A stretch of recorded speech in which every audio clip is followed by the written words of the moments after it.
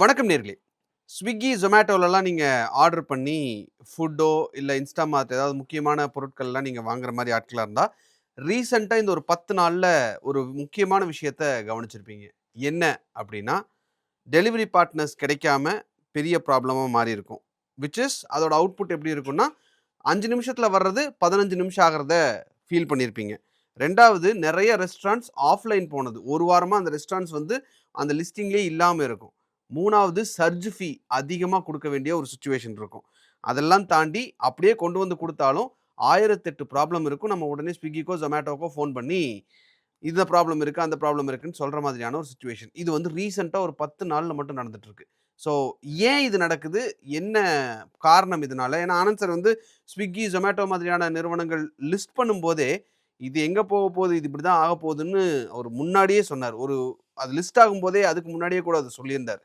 அந்த மாரி தான் இது நடந்துகிட்டு இருக்கோ அப்படின்ற ஒரு சந்தேகம் இருக்கு. பட் நம்ம அத டெய்லி யூஸ் பண்றோம் அப்படிங்கிறதுனால, அன்றாட வாழ்க்கையில இது நம்மள அஃபெக்ட் பண்ணுதுங்கிறதையும் நம்ம பார்க்குறோம். ஏன் இது நடக்குது? எதனால? அப்படிங்கிறத ஆனந்த் சார் ஒரு இன்ட்ரஸ்டிங்கான ஒரு பெர்ஸ்பெக்டிவ் சொன்னாரு. அவர்ட்டயே கேட்டு தெரிஞ்சுக்கலாம் வாங்க. வணக்கம் சார். வணக்கம். சார் ரீசென்ட்டா இப்போ நேத்து வந்து ஒரு ஃபுட் ஆர்டர் பண்றதுக்கு Swiggyல ஆர்டர் பிளேஸ் பண்ணேன் சார். 1 வாரம் ரெகுலரா அந்த கடையில வாங்குறேன். 1 வாரமா அந்த கடை திறக்கவே இல்ல. சரி வேற கடையில ஆர்டர் பிளேஸ் பண்ணிட்டேன். ஆர்டர் பிளேஸ் பண்ணா சர்ஜ் காஸ்ட்ன்னு சொல்லி ஒரு ரூ. 30 ரூ. 40 எக்ஸ்ட்ரா போட்டான். சரி ஓகேன்னு அதையும் குடுத்து பண்ணுனா, வந்த பையன் வந்து வீடு தெர்ல, வழி தெர்ல இந்த மாதிரியான விஷயங்கள். கேட்டா நான் இப்ப தான் டெலிவரி பண்றேன். ஸோ இதுக்கு பின்னாடி என்னதான் சார் ஆக்சுவலா நடந்துகிட்டு இருக்கு? விலைவாசி இன்கிரீஸ் ஆகுறது நம்ம புரிஞ்சுக்கிறோம். ஆனா நம்மகிட்ட இருந்து கறக்குறாங்களோ அப்படின்னு ஒரு தாட் இருக்கு. இதில என்ன ப்ராப்ளம்னா, உங்களுக்கு பண்றவங்கலாம் ஊர்லேருந்து வேலை தேடுறவங்க தான் முக்காவாசி பேர். ம். சில பேர் மெட்ராஸ்லயே இருக்கிறவங்க இது ஒரு அடிஷ்னல் இன்கம் பண்றவங்களும் இருக்காங்க. தட் இஸ் ம். இப்போ ஆல்ரெடி எனக்கு மெட்ராஸ்ல லோவர் மிடில் கிளாஸ் வீடு இருக்குன்னு வைங்க. நான் இத ஒரு அடிஷ்னல் இன்கம்மா ம். செய்வேன். தட் இஸ் நான் ஏதோ ஒரு வேலை பார்த்துட்ருக்கேன். எங்க வீட்ல மத்தவங்கலாம் வேலை பார்க்குறாங்க. இந்த வேலை பார்த்து எனக்கு ஒரு 20, 30,000 கிடைச்சா, இந்த வேலைய நான் பார்ப்பேன். இது ஒரு மைனாரிட்டி க்ரௌட். ம். மெஜாரிட்டி எப்படின்னா, இப்போ சுற்றி இருக்கிற ஊர்லேருந்து நீங்கள் மெட்ராஸுக்கு சொந்தக்காரங்க வீட்டில் தங்குறது, இல்லாட்டா 4 பேர் 6 பேர் ஒரு ரூமில் தங்கி, அவங்க இந்த வேலையை பண்ணிகிட்ருக்காங்க. ஒரு பாம்பேயில் ஒரு ஒரு 2 வருஷத்துக்கு முன்னாடி ஒரு ஆர்டிக்கல் ஒரு இன்ஸ்டாகிராம் வைரலாக போச்சு. ஒரு அட்டத்துக்குள்ளே ஒரு பையன் மேலே ஏறி படுப்பான். ம். நான் தான் இன்றைக்கி என் வேலை முடிஞ்சிடுச்சு ஸ்விக்கிம்மா. எல்லாரும் காசு அனுப்பிச்சா அவனுக்கு நிறைய காசு அனுப்பிச்சாங்க. அவன் ஒரு அட்டத்து மேலே ஏறி, ஒரு ஏணி மேலே ஏறி ஒரு ரூம்குள்ளே போய், ஒரு பொந்துக்குள்ளே படுத்துட்டு இதான் என் ரூமும்மா பாம்பேல. முக்கால்வாசி பேர் நீங்கள் ஸ்விக்கி, ஜொமாட்டோ டெலிவர் பண்ணுறவங்க. என்ன மாரி கோர் ஏரியா விட்ருங்க. நான் இருக்கிறது மயிலாப்பூர் அது அங்கே விட்ருங்க. இந்த ரிமோட் ஏரியால எல்லாமே இப்போ நீ சொல்கிற பெருங்குடி இது மாதிரி ஏரியாலலாம் வெளியூர்லேருந்து மக்கள் அங்கே தங்கி வேலை செஞ்சுட்டு அதை இன்னொரு நிரந்தரமான வேலையை தேடுறாங்க. நம்ம கம்பெனிலேயே அது மாதிரி நிறைய பேர் வேலைக்கு வந்திருக்காங்க. ஆல்மோஸ்ட் எல்லாருமே ஸ்விக்கி, ஜொமாட்டோட டெலிவரி பாயாக இருந்தவங்க நம்ம கம்பெனிக்கு வேலைக்கு ஓ! ஓகே, வந்திருக்காங்க. ஓகே. அதை இன்ஸ்டாகிராம்லேயே எழுதியிருக்கான். ம். ஸோ நான் இன்ஸ்டாலேயும் லிங்க்டின்லேயும் ஒரு போஸ்ட்டாகவே போட்டோம். ம். இதில் என்ன விஷயம்னா, இப்போ 2 நடந்துருச்சு. இப்போ இந்த கமர்ஷியல் சிலிண்டர் ஷார்ட்டேஜ் வந்ததில் உங்களுக்கு ஆதார் கார்டு, ஜிஎஸ்டி இருந்தால் தான் உங்களுக்கு கமர்ஷியல் சிலிண்டரே கொடுப்பான். ம். ஸோ இல்லாட்டா நீ பிளாக்ல வாங்கணும். இந்த சின்ன சின்ன கடைகள்லாம் இருக்குல்ல, தள்ளுவண்டியில் போடுற கடை, சின்ன கடையெல்லாம் அவங்கள்ட்ட ஆதார், ஜிஎஸ்டிலாம் கிடையாது. இப்போ நம்ம விஎம் ஸ்ட்ரீட் பக்கத்தில் இருக்கிற விஎம் ஸ்ட்ரீட்லேயே எனக்கு தெரிஞ்சு 5 கடை மூடிடுச்சு. தட் ம். இஸ் ம். இன்ஃபார்மலாக பண்ணுறவங்க நிறுத்திட்டாங்க. ஏன்னா அவனால் கமர்ஷியல் கேஸ் சிலிண்டர் வாங்கவும் முடியல. வாங்கினாலும் இந்த காஸ்ட்டில் விற்கிறதுக்கு ஒன்று கட்டுப்படியாது. ம். இப்போ அவங்கெல்லாம் தான் நீ சொல்கிற ரெஸ்டாரண்ட்டு, க்ளவுட் கிச்சன் மாதிரி வீட்டு வாசலில் அங்கே இங்கே போட்டு விற்றுன்னு இருந்தவங்கலாம், it is not more profitable.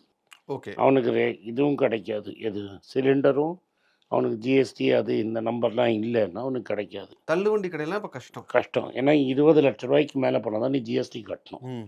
அவன் ஏணி வச்சு எப்படி குதிச்சாலும் 20,00,000 டர்ன் ஓவர் அவனால் பண்ண முடியாது. ம். அதனால அவனுக்கு ஜிஎஸ்டி நம்பரும் இருக்காது. அவன் ஜிஎஸ்டி போட்டான்னா அடுத்த நாள் நம்பர் போட்டு நில் ரிட்டர்ன் போட்டாலே அடுத்த நாளைக்கு ஆஃபீஸர் போயிடுவாங்க. ம். ம். ஏதாவது கலெக்ஷன் பார்க்க முடியுமான்னு போயிடுவான். ஸோ இது ஒரு ப்ராப்ளம். இதுதான் நீங்கள் சொல்கிற ஆட்கள் இந்த சின்ன கடையெல்லாம் மூடிடுச்சு. ம். இப்போ இது மாதிரி கடை மூடினதுனால இப்போ இந்த வெளியூர்லேருந்து வந்திருக்கான்னு வச்சுக்கோங்க. ம். இப்போ திருவள்ளூர்லேருந்து மெட்ராஸ் வரான்னா 3 நாள் இங்கே இருப்பான், 2 நாள் வீட்டுக்கு போயிடுவான். ம். 5 நாள் இங்கே இருப்பான், 2 நாள் வீட்டுக்கு போவான். ம். அவன் இங்கே ரூமில் 6, 7 பேர் வச்சுருந்து தொங்கின்னு இருப்பான். இப்போ அவனுக்கு சிலிண்டர் கிடைக்காது. ம். அவனுக்கு சமைக்கிறதுக்கு சிலிண்டர் கஷ்டமாயிடும். சரி, அவன் சிலிண்டர் இப்போ நம்ம கம்பெனியில் வேலை செய்கிறவங்களே, வெளியூரில் வேலை செய்கிறவங்களே, வெளியூர்லேருந்து வந்து ரூமில் இருக்கிறவங்களுக்கு எங்கே சின்ன சின்ன கடையெல்லாம் மூடிடுச்சு. ஒரு வேளைக்கு ஒரு வேளை ஃபுல்லாக சாப்பிட்டுட்டு இன்னொரு வேலையை அட்ஜஸ்ட் பண்ணுற லெவலில் இருக்காங்க. ம். அதில் வந்து ஒரு நல்ல ஹோட்டலில் சாப்பிட்ணுன்னா அது 200 ஆகிடும். ஸோ வாரத்தில் 2 வாட்டி 3 வாட்டி அங்கே சாப்பிட்டு மீதி எல்லாம் அட்ஜஸ்ட்மெண்ட் என்ட்ரி போடுறோம். ஸோ இது வந்து at a level where people are making 40,000 45,000. I am seeing this. நம்ம கம்பெனி டேயில் நான் எல்லாத்தையும் பேசினால இந்த ப்ராப்ளம் தெரிய வரும். ஸோ இப்போ என்ன ஆயிடுச்சுன்னா, சிம்பிளாக இந்த ஸ்விக்கிக்காரங்க வந்து இருக்கான்னு வைங்க. ஒரு வீட்டில் இருந்து அவன் வந்து 3 வேளை சாப்பிட்டு பைக்கு இந்த ₹4 ரூபாய் ஏறித்து முதல்ல 10 நாளைக்கு முன்னாடி. பெட்ரோல் விலை ₹3 எக்ஸ்ட்ரா கொடுத்து பைக் இஎம்ஐ கட்டி அவனால் இந்த வேலையில் அவனால் சஸ்டெயின் பண்ண முடியல. அவனுக்கு ஒரு 20-25,000 ரூபா கிடைக்கலாம் இதெல்லாம் டெலிவரி பண்ணி. ஸோ அவன் என்ன பண்ணுறான், அவனால் வந்து அந்த வேலை சஸ்டெயின் ஆகுது.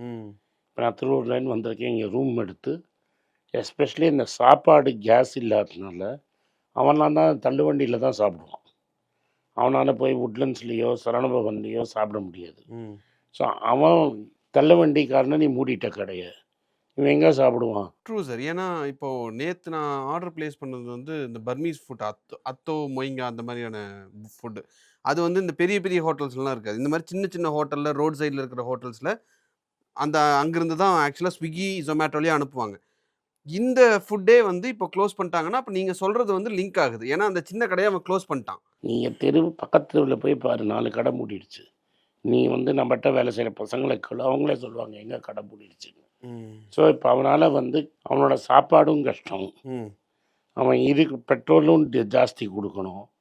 இப்போ ஒரு நாளைக்கு அவன் 300 கிலோமீட்டர் 200 கிலோமீட்டர் ஓடணும்னு வச்சுக்கோ, மினிமம் 5-6 லிட்டர் பெட்ரோல் போடணும். 25 ரூபா பெட்ரோல் ஏறிடுச்சு, இது ஏறிடுச்சு, இது சாப்பாடு செலவு ஏறிடுச்சு. ஸோ அவன் ஊருக்கு அனுப்ப போகிற பணம் குறைஞ்சிருச்சு.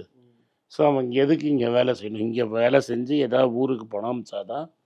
நான் 20-30,000 ரூபா சம்பாதிச்சேன், ஒரு 10,000 ரூபா கொண்டு போய் ஊரில் கொடுத்தேன், எங்கள் திருவள்ளூரில் என் ஃபேமிலியை மெயின்டைன் பண்ணுறதுக்கு கொடுத்தேன் நான் தான் அவனுக்கு மீனிங். நான் சொல்ல திருவள்ளூர், செங்கல்பட்டு இங்கேன்னு வரவங்கெல்லாம்.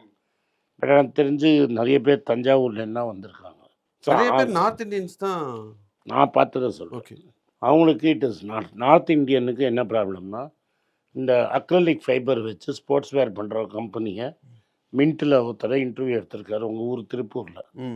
அவர்கிட்ட 1100 பேர் வேலை செய்கிறாங்க.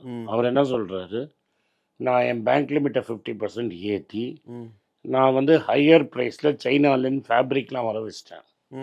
பட் நான் என்ன ஹாஸ்டல் போட்டு, திருப்பூரில் ஹாஸ்டல் ரொம்ப காமன், ஹாஸ்டலில் போட்டு ஒரு 1200 பேரை வச்சுருந்தேன்.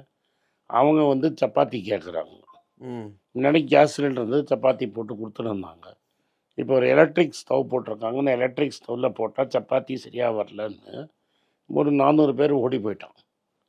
ஸோ அவன் என்ன எல்லா மெட்டீரியல், பேங்க்கில் லிமிட்டு எல்லாத்தையும் இன்க்ரீஸ் பண்ணி ரெடியாக வச்சுருந்தாலும் 1100 பேரில் 400 பேர் ஏன் ஓடிட்டான்னா, உன்கிட்ட இனஃப் கேஸ் இல்லை டு மேக் சப்பாத்தி. சப்பாத்தி தான் அவனோட ஸ்டேபிள் ஃபுட்டு. அதை சாப்பிட்றதுக்கு இடம் இல்லாமல் அது வந்து மின்ட்டில் பெருசாகவே எழுதியிருந்தாங்க. அவன் வந்து ஊரை விட்டு ஓடி போயிட்டான். ஸோ நீ வந்து ஒன்று இந்த கடைகள் நிறைய மூடினது, 2வது நீ வந்து பெட்ரோல் விலை ஏற்றினது, 3வது அவனுக்கே சாப்பிட்றதுக்கு இடம் இல்லை. ஸோ அவன் ஒரு பர்மனெண்ட் ரெசிடெண்ட்டாக வரல, அவன் ஃப்ளோட்டிங்னா இங்கே வேலைக்கு வந்தான். Floating crowd.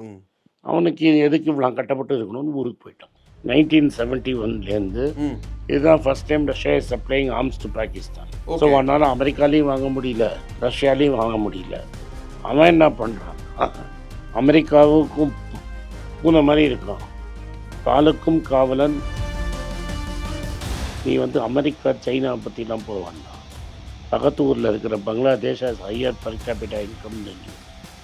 இந்த ரெண்டுத்துக்கும் ஒரே காரணம் என்னென்னா, ரூபா வரி சரியாக அணுகாமல் 96 பைசா வரைக்கும்.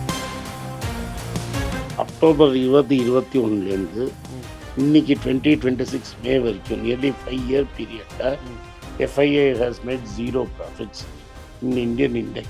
இன் டர்ம்ஸ் ஆஃப் டாலர் சொல்றீங்க. டாலர் தான் பார்ப்போம், பின்ன ரூபாலியா பார்ப்பான்.